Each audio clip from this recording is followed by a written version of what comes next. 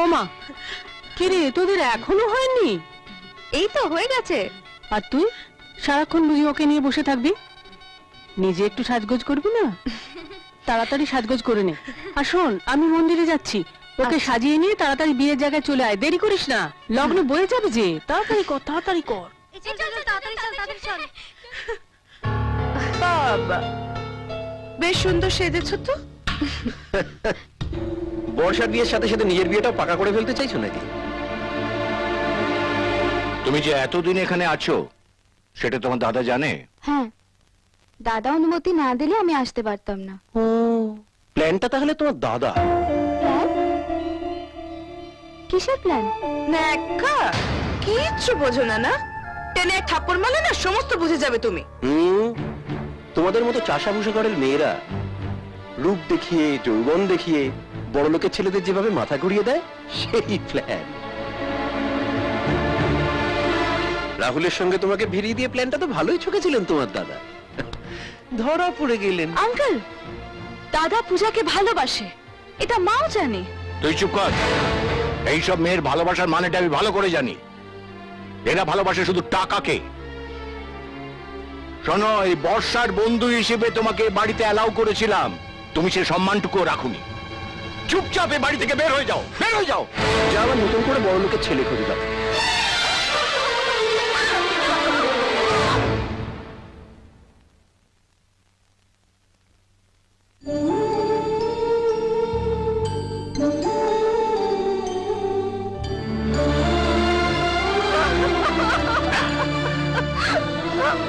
আমি জানি দাদাকে ছেড়ে তুই ভালো থাকতেই পারিস না। এই পাগলি, কাঁদছিস কেন?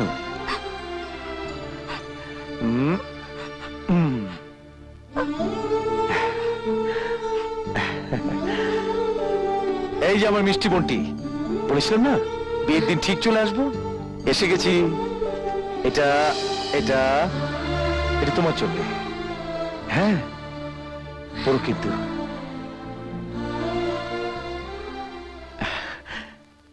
আপনি আপনি চৌধুরী মশাই, আমি পূজা দাদা। এটা এটা আপনার জন্য, আমার গ্রামের তাঁতিদের তৈরি। জানি আপনি এসব পড়েন না, তবু যদি অন্তত একবার পড়েন আমি খুব খুশি হব।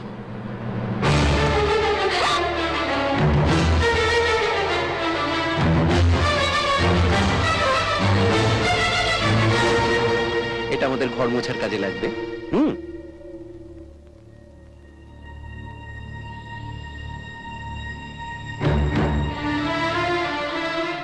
কি হয়েছে পূজা? আমি বলছি, তোমার বোনটি এতটা নীচ হতে পারে আমি কল্পনাও করতে পারিনি।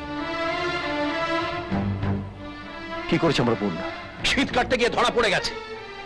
চৌধুরী বাড়ির ছেলেকে ফাঁসিয়ে বিয়ে করতে চেয়েছিল আপনার। আমার বোনের নামে একটা উল্টো পাল্টা কথা বলে টেনে চিপছে না দেবো।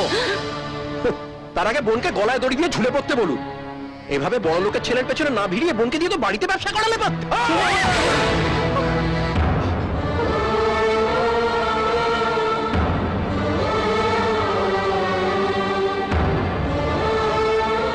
চৌধুরী বাবু, ডিম দুধ বিক্রি করে আমি আমার বোনকে মানুষ করেছি, কলেজে পড়িয়েছি, কিন্তু বড় লোকের ছেলেকে ফাঁসানোর কোনো শিক্ষা আমি দিইনি।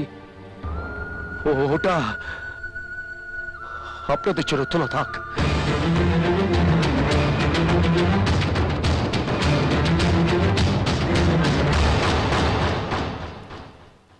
এই বিয়ে বাড়িতে দাঁড়িয়ে আমি আর একটা কথা বলে যাচ্ছি, আমার বোনকে আমি সারা জীবন আইবুড়ো রাখবো, তবু কোনো বড় লোকের ছেলের ছায়া আমি ওর ওপর পড়তে দেবো না। কথাটা মনে রাখবেন। চল এখান থেকে।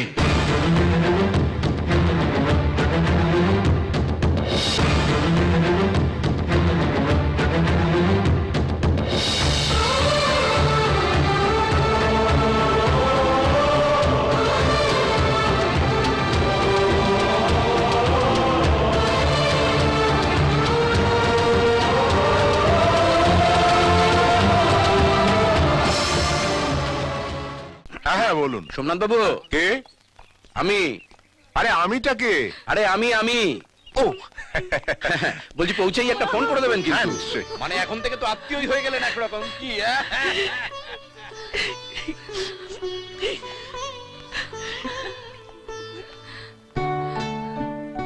মা, আমি দাদার সঙ্গে একটু কথা বলে আসি।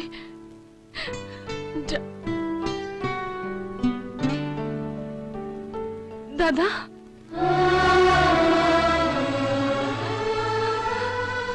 পূজা তোকে খুব ভালোবাসে রে। ওর ভালোবাসাটাকে এভাবে নষ্ট হতে দিস না। ওকে ফিরিয়ে নিয়ে আয়। ওর ভালোবাসার উপহার তোর জন্য রেখে গেছে।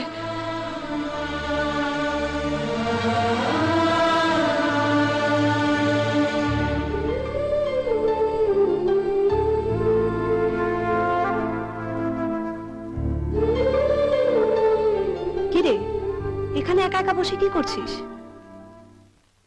কিছু না। রাহুলের কথা ভাবছিস? তোর এই ভালোবাসার ওর কাছে কোনো দাম নেই রে পূজা। বড় লোকদের কাছে ভালোবাসাটা একটা খেলার মতো।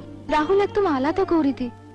ও সত্যিই আমাকে ভালোবাসে। রাহুলকে যত তাড়াতাড়ি ভুলতে পারবি ততই তোর পক্ষে ভালো পূজা। জীবনে প্রথম পাওয়া ভালোবাসা কেউ ভুলতে পারে গৌরীদি?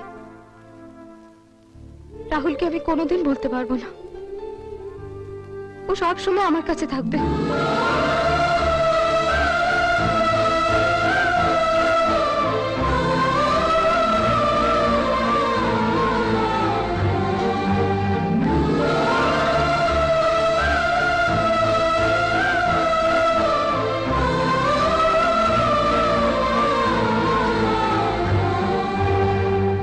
তাহলে সামনের সোমবারই মোনা আর রাহুলের আশীর্বাদের দিনটা পাকা রইলো। কিন্তু রাহুল তো আপনি শুধু শুধু চিন্তা করছেন বৌদি। একবার মোনার সঙ্গে বিয়েটা হয়েই যাক না, দেখবেন রাহুল সবকিছু ভুলে গেছে। না, আমি পূজাকে ভালোবাসি, আর ওর জায়গায় অন্য কাউকে বসাতে পারবো না। রাহুল, রাহুল আমার কথাটা শোনো। থাক, আমি আর কিচ্ছু শুনতে চাই না। আমি এসকে কে কথা দিয়েছি, আর তুমি জানো কথা খেলাপ করার মানুষ আমি নই। কোথায় যাচ্ছ?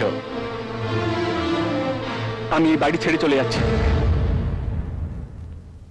কেন? সরি ড্যাড, তোমার ছেলেও কথা খেলাপ করা মানুষ নয়। আমি পূজাকে কথা দিয়েছি। বাবা রাহুল, আমার কথা শোনো। সামনের সপ্তাহে তোমার সাথে মোনার এনগেজমেন্ট ঠিক হয়ে গেছে। এখন তুমি সবকিছু ছেড়ে একটা হাবাতে মেয়েকে বিয়ে করলে তোমার বাবার মান থাকবে? যাকে ভালোবাসি তাকে বিয়ে না করলে যে ভালোবাসার মান থাকবে না আঙ্কেল। ওকে বুঝিয়ে কোনো লাভ নেই এসকে। যাক, গিয়ে দেখুক বাইরের দুনিয়াটা কতটা কঠিন। সেখানে 10 টাকা রোজগার করতে গেলেও কত কষ্ট করতে হয়। আমি সেই কষ্টটা করবো ড্যাড। কি করবি তুই? কি করবি? জীবনের রাস্তায় চলাটা অত সোজা নয়। 2 পা হাঁটতে গিয়ে 10 বার হোঁচট খাবে তুমি। পড়লে আবার আমি উঠে দাঁড়াবো ড্যাড। যে ভালোবাসতে জানে সে রাস্তাও বেরোতে পারে। পার্বতী, সবকিছু শেষ হয়ে যাবার আগে অন্তত একবার ছেলেকে বোঝাও। বাবার মান সম্মানের কথা না হয় নাই ভাবলো, কিন্তু মায়ের কষ্টের কথা তো একবার ভাববেও।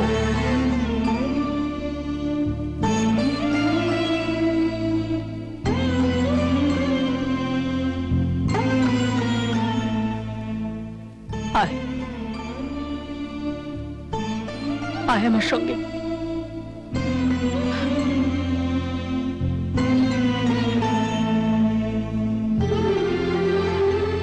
পূজাকে নিয়ে যখন এখানে ফিরবি তখন এই সিঁদুর যেন ওর মাথায় থাকে। মা, আমি কোনো ভুল করছি না তো?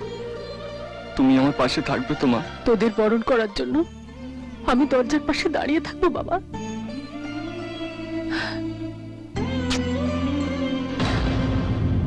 যা। আসছি মা।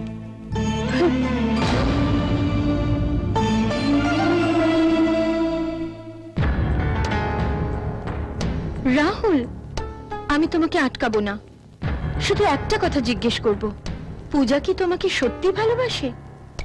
ও যদি সত্যি তোমাকে ভালোবাসতো তাহলে এভাবে পালিয়ে যেত না। ও একটা ভেসে আসা মেঘ রাহুল, যে আসে আবার চলেও যায়।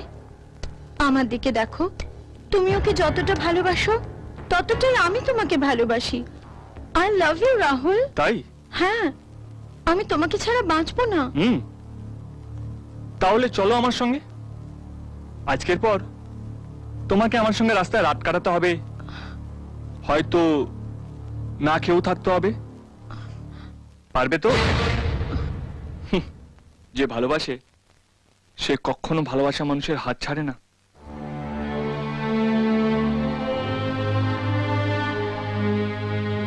পূজা ভেসে আসা মেঘ নয় মোনা, ভেসে আসা মেঘ তুমি, যে আসে আবার চলেও যায়।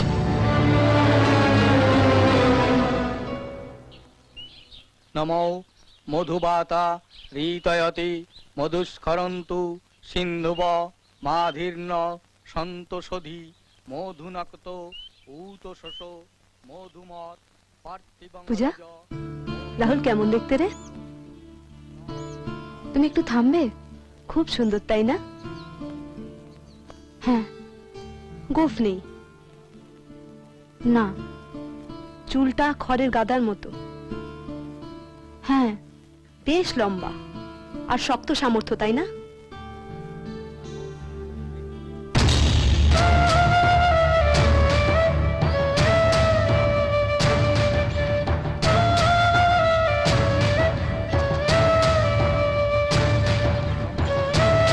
নমস্কার। এটা আবার কোন গোয়ালের? আপনি পূজার মাস্টার কাকা না? অচেনা লাগছে। বিনা টিকিটে এখানে এলে কি করে? টিকিট আছে আমার কাছে, 1 মিনিট।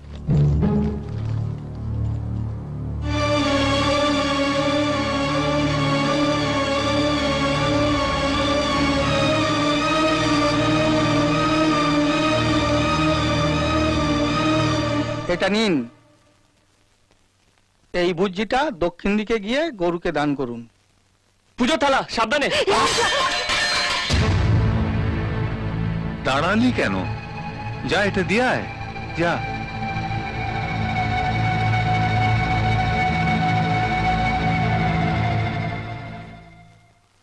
দাদা নমস্কার।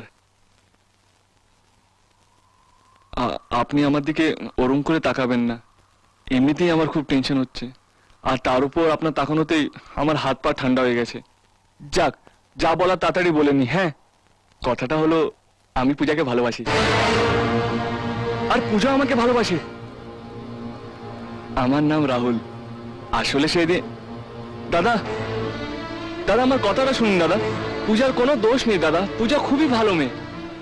আমার বাবা আপনাদের সঙ্গে এরকম ব্যবহার করে ঠিক করেননি, আমি ওদের হয়ে ক্ষমা চাইছি দাদা। দাদা আই এম এক্সট্রিমলি সরি দাদা। তোমার কথা শেষ হয়েছে না আরো বাকি আছে? গেল। আমি ঠিক বুঝতে পারছি না, মানে আপনি সবটা বুঝতে পেরেছেন কিনা, বা আমি আপনাকে সবটা বোঝাতে পারলাম কিনা। ঠিক আছে, ভেতরে চলো। আরে ইন্দ্র, ভেতরে নিয়ে যাওয়ার কি দরকার? যা বলার কথা এখানেই বল না। কি বলছেন স্যার আপনি? এইটা আমাদের নিজেদের ব্যাপার, আর সব কথা কি সবার সামনে বলা যায় নাকি? না দাদা, আপনি চলুন। এটা কোন গরু রে? সেদে বাঘের গুহায় ঢুকতে যাচ্ছে। আপনার বিষয়ে কত কি শুনেছিলাম, কিন্তু আপনি একদম আলাদা। লোকে কত কি বলে আপনার বিষয়ে, কিন্তু আপনি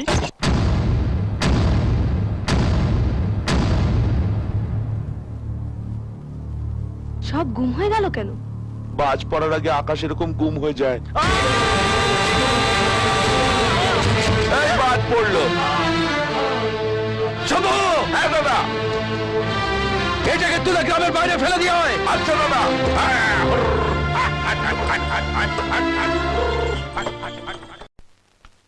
ছেলেটাকে মারলেই সব সমস্যার সমাধান হয়ে যাবে। সেই জন্য তো সমস্যাটাকে বাইরে ছুঁড়ে ফেলে দিয়ে আসতে বললাম। পূজার কথা একবার ভেবে দেখেছিস? ভেতরে ভেতরে গুমড়ে মরছে মেয়েটা, তোকেও এতটাই মানে যে নিজের মনের কথা তোকে খুলে বলতে পারছে না। যদি ওর মা বেঁচে থাকতো, ওর যন্ত্রণাটা বুঝতে পারতো। একদিন তো তুই তোর মাকে কথা দিয়েছিলি, পূজার চোখ থেকে এক ফোঁটা জলও কোনোদিন পড়তে দিবি না। সব ভুলে গেলি? বলিনি মাস্টার কাকা, একটা কথা আমি বলিনি। আমার বাবা আমার মায়ের মুখের উপর টাকা ছুঁড়ে দিয়ে তাকে রাস্তায় বার করে দিয়েছিল, আমি বলিনি। সেই আঘাত সহ্য করতে না পেরে আমার মা মারা গিয়েছিল, আমি ভুলিনি মাস্টার কাকা। সব পরলোকের মধ্যে আমি আমার বাপের ছায়া দেখতে পাই, আর সে ভয়ঙ্কর ছায়া আমি আমার আদরের বোনের উপর পড়তে দেব না। সারা জীবন চোখের জল ফেলাচ্ছে আজকের এই যন্ত্রণাটা পূজাকে মেনে নিতেই হবে। না ইন্দ্র, সব বড় লোকেরা এক নয়। ছেলেটা সত্যিই পূজাকে ভালোবাসে, আর ওই ভালোবাসার দুটো মনকে তুই এত সহজে ছুঁড়ে ফেলে দিতে পারবি না। তোমাকে দেখে তাই নিজেকে ভুলে যাই, তোমাকে দেখে তাই